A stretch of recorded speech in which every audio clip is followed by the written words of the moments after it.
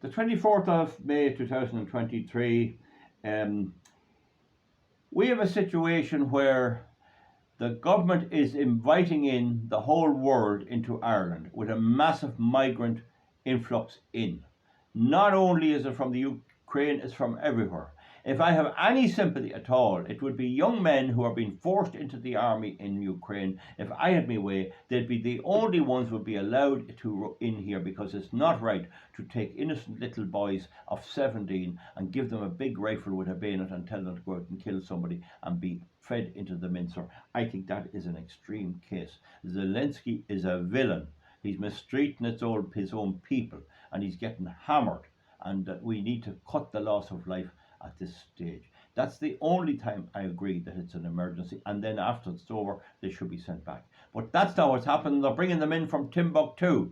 And if you go up to Dublin Airport, you see them coming in on wheelchairs because they're availing of our health service. Now, on Shannonside Northern Sound this morning, it was all about this. It was all about the people being cut off from their electricity supply. It's all about no homes, no housing. It's in today's Daily Mail that the government, the cabinet is creaking. These idiots, Roderick O'Gorman, all these idiots, Leo Varadkar, they never assessed the effect, and they did that because they don't care.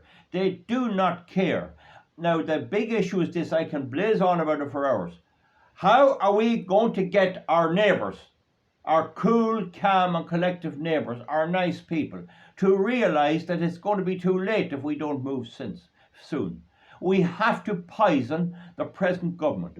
We have to alert people to Sinn Féin, who are going to already bring in billions of them. Declan Kearney, the Sinn Féin activist in Belfast, who will eventually be a politician, wants them, makes no secret of it. They want them in. They want them in. And how are we going to thwart them off? I would be afraid that there would be a great resurgence or a great upswelling of opinion and support at the next election for candidates on my side, on your side too, if you're anyway decent, and that it will be missed. We could see a massive swing.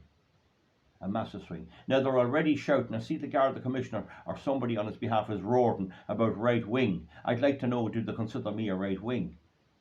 This is what they have. They're all gone woke as well.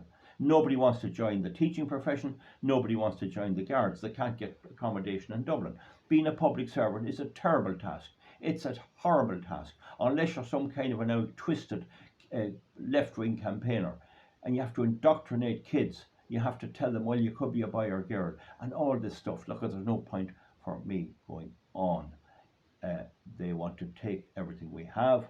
The Dutch farmers won a good chunk of an election, but they didn't win power. The EU backed the Dutch government recently in taking the land of the Dutch farmers and giving them a certain amount and parsing them out in a world that's where food is scarce. Now you see how ridiculous this is, how stupid it is, and how vicious our government is. The British government under Richie Sunak is worse. The Labour government is worse.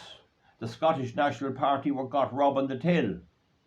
There's an upswelling in Italy. Giorgina Meloni, the Conservative politician, got a dressing down from Trudeau. He came over from Canada to tell her off, but she took none of his baloney. And there is this movement away. You could see Marine Le Pen. Let Canada go to hell. If they're not prepared to stand up for what's right, let them. We'll see what happens with Trump. They're trying to keep him down, but at the same time, there's revulsion at Sleepy Joe and his mismanagement of the economy, his mismanagement of Afghanistan, his mismanagement of the war. That war would be over long ago if Trump were in power, and it would be over long ago only for the British government and the American government told Zelensky, if you settle or sue for peace, we're done with you. That's the situation, that poor Gossans and boys and even the Russians are being killed when this could have been unsettled.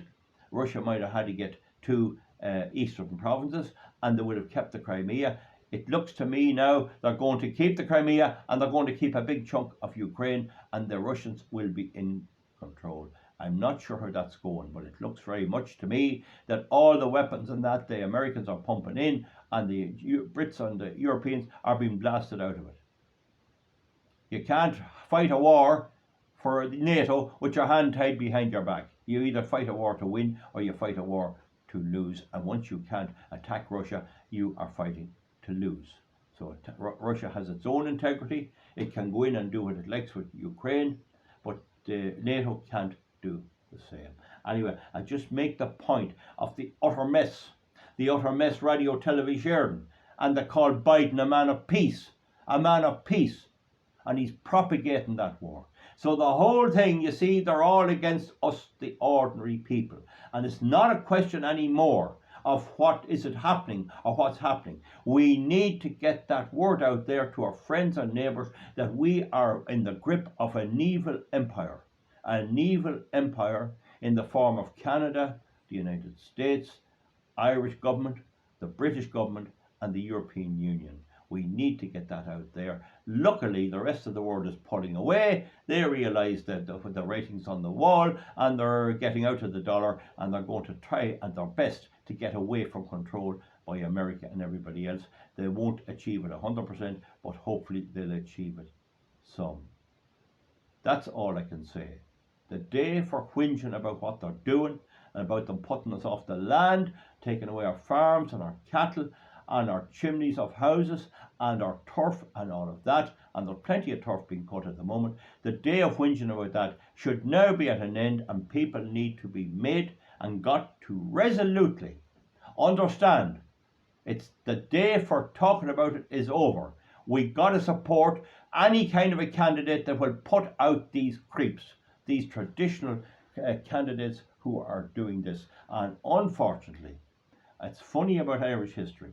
Just when we have a Sinn Féin government coming in, the largest party going to be on the island of Ireland, they turn out to be nothing better than Castro's Cuba, where poverty is terrible. We have a health service over there. The doctors are whinging. They're being forced to work. They're not being treated right, and nobody would ever go. Who's going to Cuba to get any operation done? Absolutely nobody. Now, in regard to them pulling away from the West, Brazil, even Mexico is trying to get away from under the US. The whole thing is obnoxious. It's obnoxious. And even if Trump gets back in, and he might get back in, it might have some effect. But unfortunately, they got him out, and in the interim, look at the damage that's been done. Look at the whole damage with everything, and even things I cannot manage here. We have to poison our people against our government, the traditional parties in Ireland, the EU as it is constituted now, and hopefully that there will be enough backbone in people to hit these crowds at election time and tell all these woke cultural Marxist people, including what appears now to be becoming the Gardaí, where to get off. And that applies to teaching profession and everything else that's going on. Do people really want their children and their grandchildren to be indoctrinated in the school by the teacher, unbeknownst to their parents at home? Do they want them telling children, we have a little secret now. You have to keep this little secret. You're 8 years of age. There's a little secret now between me and the teacher, and me and you and your parents. I'm indoctrinating you. I'm telling you now. You may be gay. You may be a homosexual. You may be LGBT. You may be all kinds of things. You don't have to tell your daddy. Just leave it to me. And then they have the gall to come out in the paper and give out about Rolf Harris, who was abusing girls, no doubt about it, badly abusing them. There was a girl on there today, and when she was doing his makeup for the program, he was groping the poor thing, and she eventually hid. I mean, this is the sort of stuff you have. That's what they have in mind for our kids. That's what our grandchildren are going to have to suffer, and our great-grandchildren. That you won't even know what they're teaching your kids at school. The job of the teacher is to teach arithmetic, Irish, English, geography, history, and religion, if they want that. That's their job. It's not to indoctrinate them into some type of a specially formulated plan by some person who doesn't even attend the election.